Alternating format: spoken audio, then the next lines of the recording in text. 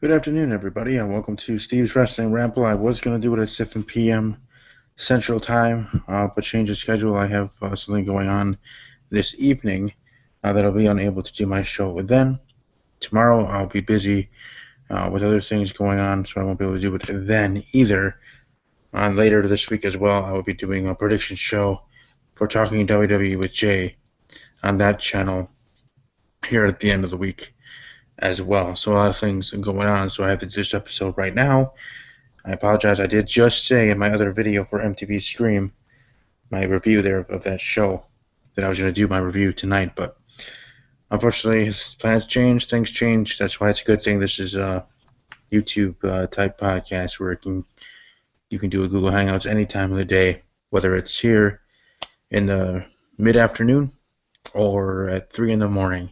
Whenever a person wants to do a podcast or a YouTube video of any kind, whether you're talking beauty, health, sports, reactions, it's the beauty of YouTube. That's why I love YouTube. That's why I want to truly be part of the YouTube community, have my channel grow, and be a person for change in general, person of positivity, and a person that like many others here on YouTube, I'm not the only one, but one of the people that shows true respect to fellow YouTubers and to my fan base and others, even people that might dislike my videos or dislike me. That's fine. That's your opinion.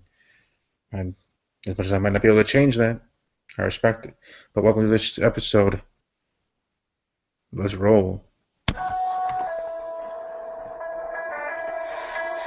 Tonight I will be talking about the WWE Draft 2016, my thoughts on it. Monday Night Raw just a little bit, and then specifically I'll be giving my predictions here on this show of WWE Battleground. And as you hear right now, this is the theme song for SmackDown Live, the blue brand that I represent as part of Talking WWE. I know I'm wearing red. First off, this is red for my t-shirt, Wisconsin Badgers.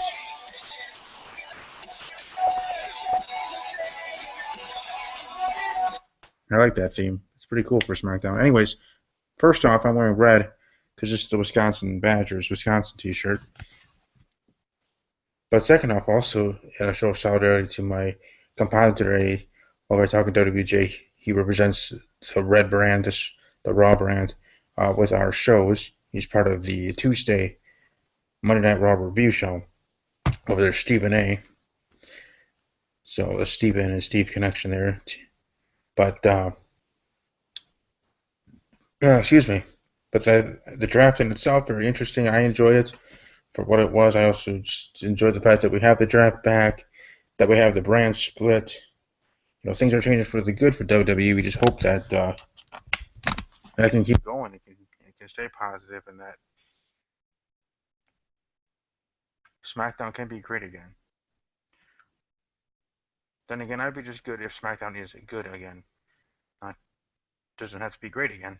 Just be good. That's you gotta start somewhere. You know, you gotta crawl before you walk, and walk before you run. So let's start with SmackDown being presentable, then being good, then it can be great again. But in due time, and hopefully there's this brand split in the rosters that we now have between Raw and SmackDown, that SmackDown can slowly build itself up and become a brand where it can beat Raw in the ratings in the battle between Raw and SmackDown. Not much too much to say about Monday Night Raw. That's why, like I said, there won't be really talking about it at all, except for that screwy finish in the title match. Happy in the end that it was resolved. It was Dean Ambrose becoming the champion. I did do my live reaction to the announcements of the GM, so you can check that out here on my channel. Don't have to scroll too far down to find that video here on this channel. I think it's only a couple videos below. 2 videos below this video after it posts to the channel. If my memory serves me correctly, my photographic memory there. So I'll go right into Thursday Night SmackDown, the draft. I'll go round by round, giving my thoughts in each round, and then giving my thoughts overall. So, first round, and all this information I found here on WWE.com. So if you want to read through this yourself, you're welcome to do that. But like I said, I'm going to do it for you here, so you don't have to if you do not wish to. Then again, we all know already the picks. I'm just going pick by pick, round by round, and then going from there. Round 1, Seth Rollins going to Monday Night Raw, first overall pick. WWE Champion Dean Ambrose, SmackDown Live. WWE Women's Champion Charlotte going to Raw. AJ Styles, SmackDown Live. And the first NXT star selected in the 2016 WWE Draft, Finn Bálor, to Monday Night Raw. I'm not really too surprised with these draft picks here in the first round. Kind of expected, except for Finn Bálor. I mean, I expected him to be drafted, but I thought he'd be drafted to SmackDown, to be quite honest. In my predictions and in my mock draft, I think I even had Finn Bálor and most of the NXT superstars going to SmackDown, even though in the end, only 2 NXT superstars going to Raw, the rest are going to SmackDown. But I thought Finn Bálor was going to be one of them, and I, to be quite honest, thought all of them were going to SmackDown Live, to the Blue brand. Round 2, Roman Reigns to Raw, John Cena, SmackDown Live, Brock Lesnar to Monday Night Raw, Randy Orton to SmackDown Live, and the WWE Tag Team Champions, The New Day. The New Day going to Monday Night Raw. So coming, you have Brock Lesnar being drafted. You think you can have Randy Orton right after. You have the match at WWE SummerSlam with Brock Lesnar news coming out about him failing the Fight Night drug test that night at UFC 200. Just makes it look worse. Whether he willingly took something, knowingly, or accidentally, or someone in his camp had it out for him for some dumb reason.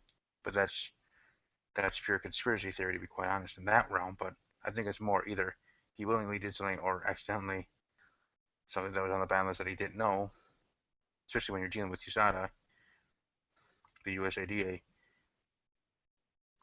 A, they don't play around, and B, anything really under the sun. They've, this thick book of rules that stuff that you wouldn't think be banned. There's even, as I was learning after the first report about Brock Lesnar from some of my friends, especially one friend, part of Main Event Marks, who was in the fighting world, Mr. Cologne, about how they even have training, the different training things that people do that's banned, that's on a banned thing. So that certainly is going to be interesting how that all plays out, and if Brock Lesnar really would be able to have this match at SummerSlam, because if the New York chapter or whatever commission wants to suspend Brock, and then the WWE will have to, at least from my understanding from talking to Mr. Cologne, that they would have to respect that and would have to then themselves give discipline to Brock Lesnar. It doesn't have to be specifically as long as they did. The New York State Commission, I think it's called, Sporting Commission or something like that. And then they would have to, WWE would have to give him a suspension, somewhat of an equal or close value, I guess.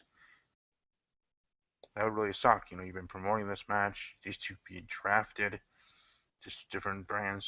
Really interesting to see what WWE would have to do and what they would do if that does become the case. Round 3, Sami Zayn to Raw, Bray Wyatt to SmackDown Live, Sasha Banks to Boss to Raw, the last kicker Becky Lynch to SmackDown Live, and Y2J Chris Jericho to Raw. That is round 3. Sasha Banks to Raw makes sense. Charlotte's the Women's Champion. Sasha Banks, if you think about it in, I guess in the kayfabe terms or in their storyline situation, it makes sense for Stephanie to want to draft Sasha and Charlotte because you're the current champion and presumably could be the next women's champion and keep them on Raw. Chris Jericho could see him being drafted. Monday Night Raw makes sense. And Becky Lynch, Bray Wyatt. Okay, looks like they are breaking up the Wyatt family, and we'll see with with Eric Rowan going to SmackDown as well later on, as I'll talk about. When Luke Harper comes back, maybe they'll reform the original Wyatt family on SmackDown Live. Round 4, United States Champion Rusev with Lana going to Raw. Intercontinental Champion The Miz with Maurice, SmackDown Live. Kevin Owens to Raw. Baron Corbin to SmackDown Live, and Enzo and Big Cass to Raw. Baron Corbin, very happy to be for him to be drafted first off on air, so to speak. There was 30 other picks made after the premiere of SmackDown Live. But very glad to see Baron Corbin being drafted there high up there in round 4. In the top 20 overall, and specifically at number 19. But being drafted and going to SmackDown Live, we're happy to have him. Or WWE should be happy to have him over there. Hopefully, big things are for his future. We'll see. And with this draft, as when I get into the predictions for the pay-per-view, it'll really make you think maybe how they're going to be booking the pay-per-view with where these superstars are drafted. You never know. Enzo and Big Cass, I thought would be one of the tag teams that, I don't know, maybe, just maybe would have been split up with this draft, but no dice. Round 5, Gallows and Anderson, the club, going to Raw. American Alpha from NXT going to SmackDown Live. The Big Show to Raw. Dolph Ziggler to SmackDown Live. And Nia Jax from NXT to Raw. Jay, who's the host of Talking WWE, he was very excited. Now, when Nia Jax was drafted, you can just check out his Twitter feed at Talking WWE. That is at Talking WWE with just the letter J. And you'll see his excitement when Nia Jax was drafted in his 2016 WWE draft. You can find out there how excited he was. Me, good for her. I'm happy for her. Good luck to her. Going to Monday Night Raw. Going to, if you're drafted to Raw, to be quite honest, if you think about it in the real world terms, is sort of thinking you're going to the number 1 show. So that kind of gives you a little bit more pressure. 1, but 2, maybe more opportunities for things. Second off, even though SmackDown Live is trying to be the workhorse brand in a way, the land of opportunity is Shane McMahon promoting it, for storyline purposes, but in reality, going to Raw, especially straight from NXT, NXT to Raw, is a big jump. It's almost like a double promotion, to be quite honest. First, you're going from NXT to the main roster, period. And then you're jumping from SmackDown to Raw because you're being drafted to Monday Night Raw here in this draft. So you get a quick promotion, and then you're going back up to Raw, going even further, going up to Raw. At least that's how it seems to me. Whether you disagree, that's fine, but that's the way it seems. So for Nia Jax and Finn Bálor, both being drafted from NXT to Monday Night Raw, means something even extra than just being drafted and just being called up to the main roster, again, in my opinion. American Alpha, though, I really hope Kurt Angle comes back. I really wanted him back on Raw. I want him back at WWE Battleground. And I would want him back at the latest 2017 Royal Rumble, but what looks like maybe the earliest Survivor Series. But we'll see. Because you can have American Alpha and Kurt Angle there on SmackDown, and that would be great. It's true. It's staying true. Round 6, Neville, Raw. Natalya, SmackDown Live. Cesaro, Raw. Alberto Del Rio, SmackDown Live. And Sheamus on Raw. Those were the final picks. Round 6 was the final picks for on air, during the show. Not too much really to say about that. Alberto Del Rio going to SmackDown Live, cool. His girl, Paige, his girlfriend, is going to Raw, so how WWE and Vince McMahon like to be, breaking up couples. Same thing with Big Cass and Carmella. Carmella's going to SmackDown, being drafted from NXT, and Big Cass with Enzo is on Raw. Not that these couples can't see each other or talk to each other. Maybe distance makes the heart grow fonder. Who knows? Hopefully, I like these couples. Hope they last. Just like Dean Ambrose, Renee Young. I would like to see all 3 of these couples get married in the future. Not to put pressure on them. Then again, I don't know if any of them are watching. But it kind of sucks that they're split, both the couples. But in the storyline purposes, you have to put them where you feel you're going to have them. But, if you just want to think of it in the underlying term, why would WWE keep doing this? I mean, WWE was upset about finding out of Rusev and Lana being engaged, real life couple, when they were just in the middle of doing a storyline with Summer Rae and Dolph Ziggler, part of it. So, I don't know. Might be a weird thing with WWE, or it's just a coincidence. Who knows? But either way, I hope all these couples make it. Like I said, Dean Ambrose and Renee Young, Alberto Del Rio and Paige, and Carmella and Big Cass.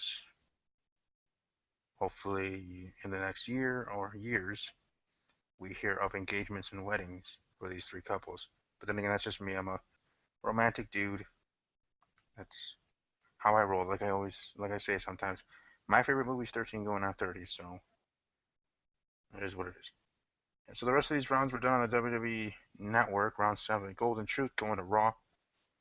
The Usos, SmackDown Live. Titus O'Neil, Raw. Kane, or Demon Kane as they put him here, SmackDown Live. So what does that mean? Corporate Kane can come back now and again on Raw. And then Paige on Raw, as I already spoke about.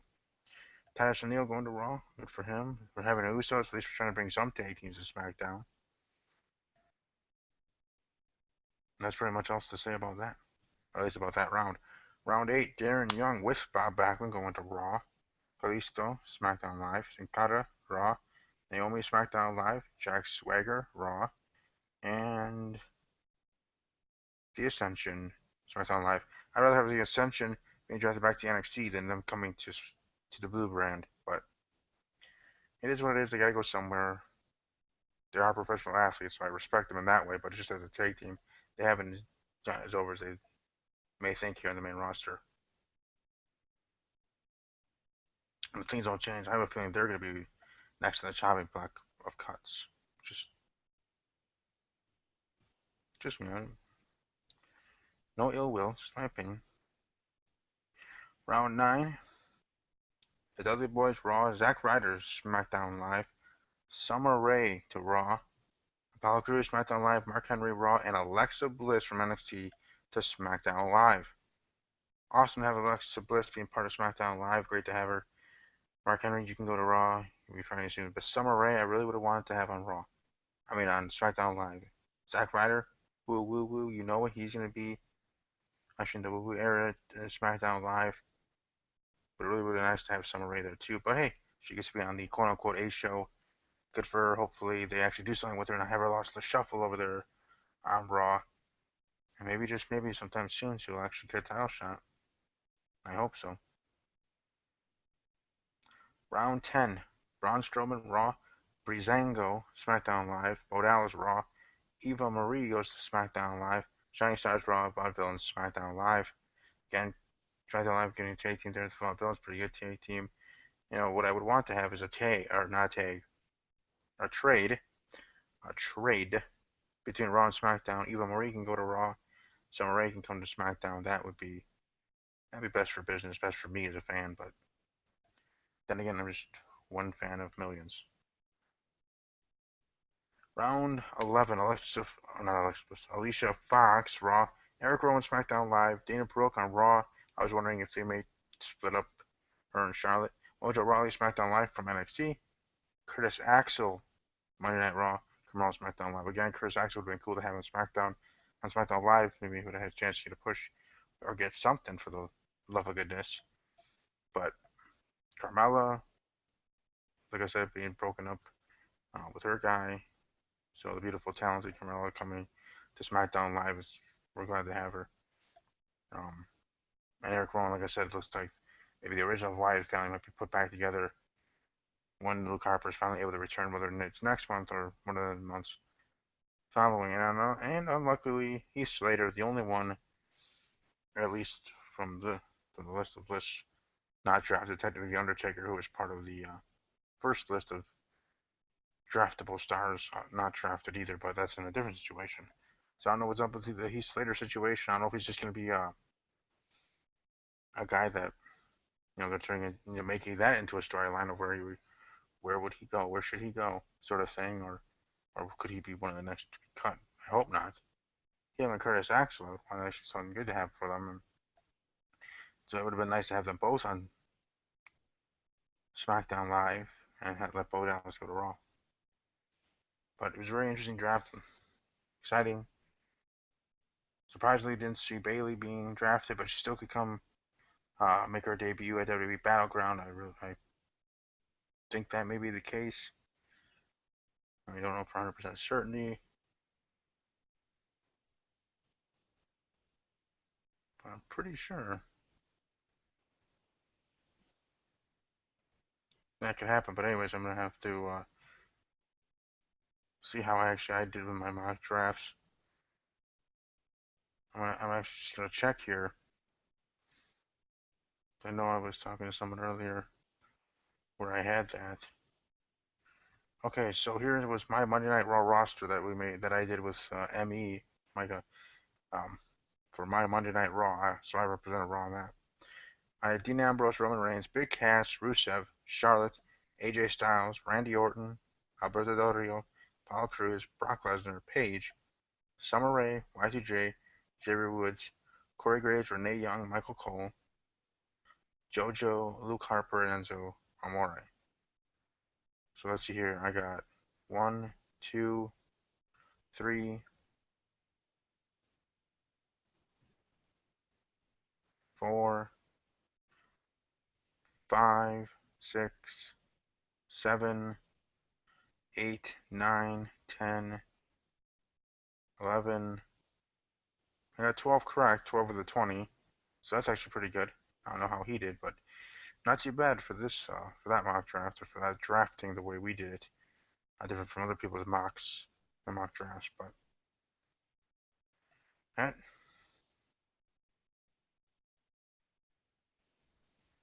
that certainly is interesting. But now, like I said, with the drafts where people are headed, or people are slotted, we'll see. That could help with people doing predictions. And again, with my mock draft, me, Stephen A, and Jay did. Me and Stephen A had our mock draft done by early June for Talking WWE with Jay show. So we had it before the rules came out, before the GMs were announced, before any of um, the stuff was happening. So if either of us do above 60% correctness, get a C grade on our mock drafts, we did pretty dang good. And I mean both of us, not just me. If Stephen A got 74 and I got 52%, he kicked butt because, like I said, we got ours done pretty quickly from when we announced it to each other about doing that off air in an episode in early June. So, anyways, let's move on to my predictions for WWE Battleground 2016. Dean Ambrose versus Seth Rollins versus Roman Reigns for the WWE World Heavyweight Championship. I'm gonna go with Dean Ambrose to successfully defend at the title stay on SmackDown. I know a lot of people are thinking Raw because Reigns and Rollins are both on Monday Night Raw, and maybe with the whole situation with the whole pay-per-view, we can have new champions. Well, we can have two new champions, one successfully defending champion, and the other successfully defending the championship, and have all the titles on Monday Night Raw, and make SmackDown have to get new titles for their whole gosh darn show. That could happen. I mean, I wouldn't be surprised if you're trying to mess and F over SmackDown Live, because in the end, maybe this whole thing was just to make Raw better because of the ratings, unless they're trying to make SmackDown better. I think not. I hope not. You never know. But I'm gonna go with my prediction. I'm gonna go Dean Ambrose to successfully defend his WWE title. Kevin Owens versus Sami Zayn. I'm gonna go with KO. Kevin Owens. John Cena and Enzo and Cass versus the Club. I'm gonna go with the Club. Becky Lynch versus Natalya. Becky Lynch. The New Day versus the Wyatt family. The New Day. Rusev versus Zack Ryder for the U.S. title. Cheering for Zack Ryder, but picking Rusev. Same thing over here. The Miz versus Darren Young for the IC title. Cheering for Darren Young, but picking The Miz. Charlotte Dana Brooke versus Sasha Banks and a mystery opponent. I'm going to go with Charlotte and Dana Brooke for the win. And I'm going to have the mystery partner being Nia Jax because of the draft. Now, before the draft, I made a prediction on Talking WWJ saying that it would be Paige. But with the draft, I'm actually going to go with Nia Jax being the prediction of her mystery partner. But I still see Charlotte and Dana getting the win, because then Sasha Banks can get the win that matters, and the pinfall and the count that matters, or submission at SummerSlam. I got Charlotte 1-on-1. But that's my prediction for the pay-per-view. My thoughts on the WWE draft, a little bit of Raw. A lot of things happening in WWE. Looking forward to the future, and certainly hope that that SmackDown does good moving forward, I mean, I don't see SmackDown being bad.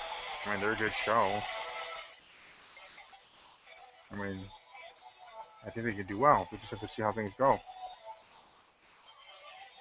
But everybody have a great rest of your week. Take care. I mean, as always, take care.